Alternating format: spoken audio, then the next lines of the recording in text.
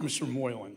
Thank you. Mr. Chairman, I'm very sorry to interrupt, but Sure. as we said before this hearing, I had a hard stop at 2 o'clock. I have to agree. get on a If we plane could to keep Syria. this limited, we have Mr. Moylan, Mr. Van I'm happy to Orden. take, I and, very much respect the members and their questions. I'm happy to take the questions and respond within the next week. Why don't we ask both of you, I want to give you the opportunity to ask one question. One question.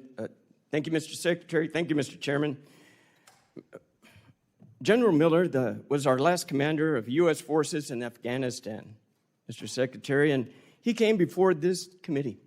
And the important thing that General Miller wanted to relay to us was about the characterization of your State Department's attitude toward the military, Mr. Secretary.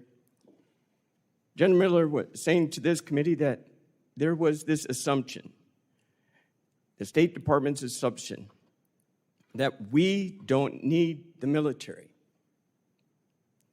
It was the State Department's assumption, according to General Miller, that why don't you know this, General?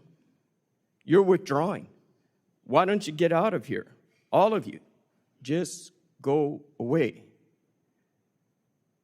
That's General Miller, our last commander of U.S. forces in Afghanistan, what he felt important to share with this committee. Now, Mr. Secretary, in institutions like the State Department, your State Department, such attitudes often come from the top. I'm an Army officer myself, and it's all up to the leadership.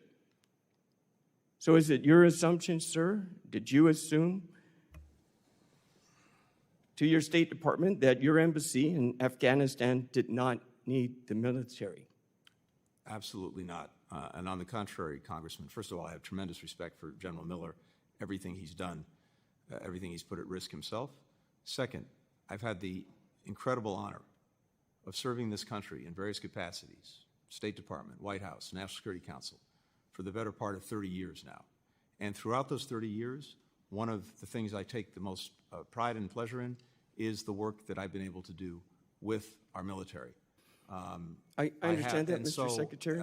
My department, in my time, certainly in terms of my own instructions to them, has done nothing short of do everything possible to strengthen and continue this essential collaboration.